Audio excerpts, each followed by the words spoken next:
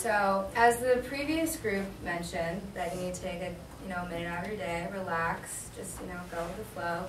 We decided that we are going to meditate for a minute. So, we're going to turn off the lights, and we're going to play this video clip for a minute, and we all want you just to meditate. Yes, For meditation, the first thing is the posture. You may sit in any posture. The posture must be very comfortable and stable. We can meditate either on a floor or on a chair. We can meditate in any place, wherever we feel comfortable. Sit comfortably. Cross your legs. Clasp your fingers. Now, close your eyes. Stop inner or outer chatter. Don't chant any mantra. Just relax. Totally relax. Just relax. Alright, well that's our 1 minute meditation. We can do a little more of it after if you want. But, so, we did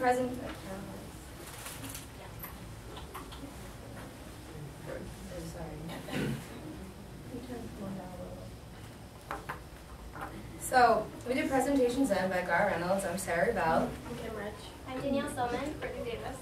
And the book starts off with Gar. He's on this train and he's in Japan, and he sees this Japanese business guy, and he's looking through his PowerPoint notes, and he's just like there's so much on it, and he's just worrying, confused, like frantically on this train. And he also sees him eating a bento box, where everything's nice, neat, compact. And he questions, he's like, how can people create a bento box that's so neat and organized, but can't understand how to take what they want to say in a PowerPoint presentation and translate into that? So,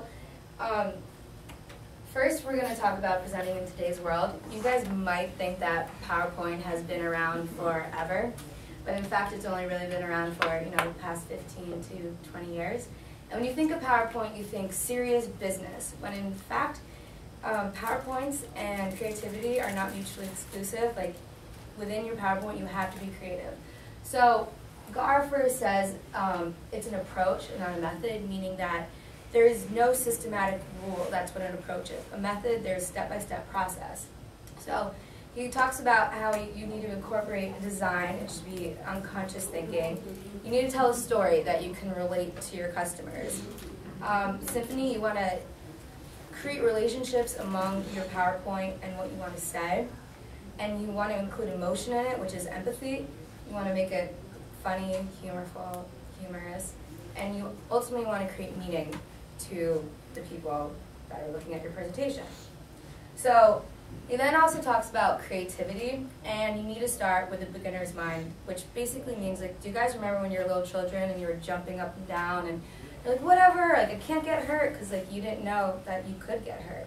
So he's basically saying that. Just go in there with an open mind, like, just, you learn from your mistakes, just no failure.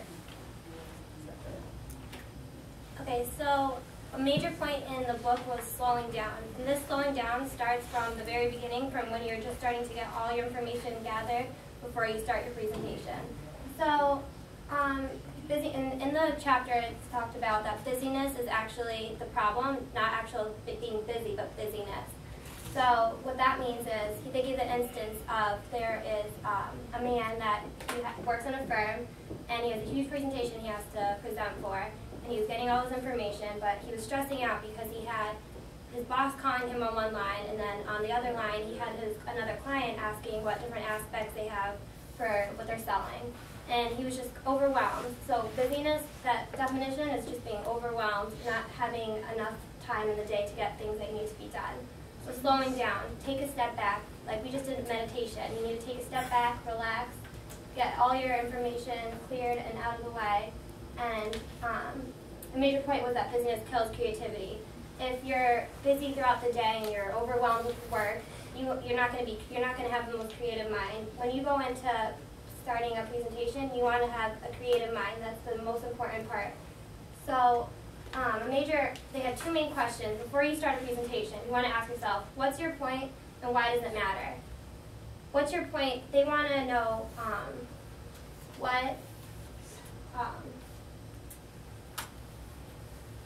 those are two major aspects that you need to ask yourself before you present. So if you're in front of a class, you're giving your presentation, you want them to understand what the core principle that you're trying to get through. If you can't answer that question, then the audience itself, they're not going to know what you're trying to get across. And they gave an example of success as an acronym. And success will, there's 6 different principles that helps you give a good presentation. Okay, when you're presenting, you also want to make sure that it's simple. And by simple, we don't mean like, you don't want to dumb it down and make it seem like you're being condescending when you're presenting. You want to instead make sure it's clear and concise.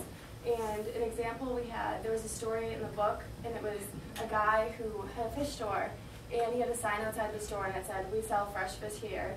And one of his dad came in and was like, "You don't need to say we, because obviously it's you, and it makes it sound like you're more concerned with yourself than the actual customer, so you don't want to have that. Obviously you're selling the fish because they're there." And then if you're saying fresh, he said that you shouldn't have that because that implies that maybe it's not fresh and you have to say it to reassure the person. And then fish, they didn't end up needing that because obviously it was fish because the people walking by could smell it. And then they didn't need here because obviously the sign was there if they didn't have it. So in the end he just had a fish outside, a picture of a fish. So that was just getting to the main point. And then 2 different people, when they present, they had Steve Jobs and Gates. And Jobs is known as being a really good presenter because when he talks, his images that he uses, they really back up what he's saying, and he doesn't really need to put a lot of his slides beside pictures. And then Gates has a lot of words, and that forms cluster, and it just takes away from the presentation. And then when you're making slides, there are 7 design principles that you use. And the first one is signal versus noise, and that's the relevant information versus the irrelevant information. The next one is picture superiority, and that means when people see a picture, they remember that a lot longer than they do what someone said, so that's better. And then the last one is empty space, and you might think when you're making a slide that it's not good to have empty space, but it actually is sometimes. And then the other 4, which are the main 4, are contrast, repetition, alignment, and proximity. Like Bernie was just talking about for slide design, you want to make sure that it's really simple. You don't want to have cluttered words. You don't want to have it be really hard for the people you're presenting to read. You want to make sure that you have high quality graphics. It doesn't want to be blurry or too small or not relevant to what you're talking about. The next thing they talked about was Zen mindfulness, and the idea of Zen, it's really just being focused in reality and not bringing anything from the past or the future into your presentation. So before we did this, we meditated. That was to clear our minds of any problems we had during that day. You don't want to bring it into your presentation. When you're presenting, you want to make sure that you're really focused on what you're actually doing at that very moment and nothing else. For judo principles, this was actually really strange that they related judo, which is a type of martial arts in Japan, to presenting skills. But one of the first things they connected to, it was making sure that you're aware of your surroundings, yourself, and the people in the room. That way you can better react to how you're presenting. And also to know when to stop. And in judo, that's something with martial arts, but in presenting, you need to make sure that you're not going over your time limit or stopping too short. And lastly, they give a bunch of tips to connect with the audience. You want to make sure you're obviously passionate about what you're presenting about, so you want to portray that to your audience. And you can do this in so many ways. They made a bunch of connections to musicians and artists and actually professional athletes who can get so in the zone that they actually start doing their performance unconsciously and don't actually realize what they're doing at the time.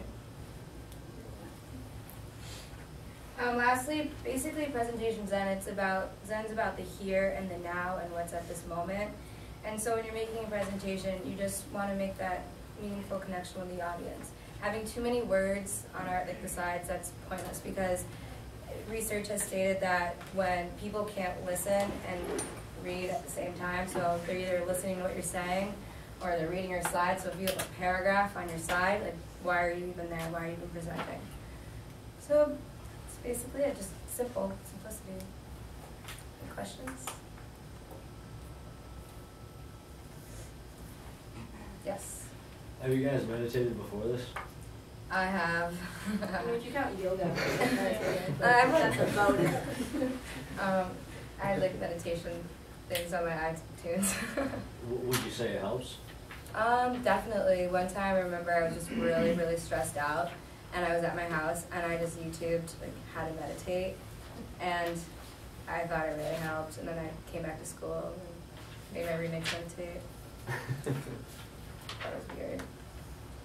Why did you guys choose not to illustrate the 7 principles of design? With the, with the pictures and everything, why did you choose not to show examples? We tried to use as little as possible on the slides. Yeah. We didn't want just everything to be like overwhelming.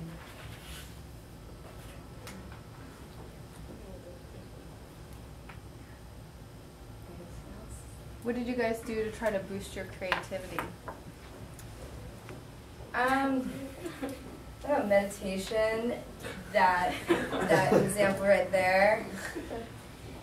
He also talks about how you are paralyzed with like your previous knowledge, and that can like hinder your creativity. So we just kind of went for it. I mean, and usually like other PowerPoint presentations I try to. I think way too much about them, and it's simple. Like, put a word in and you'll remember it.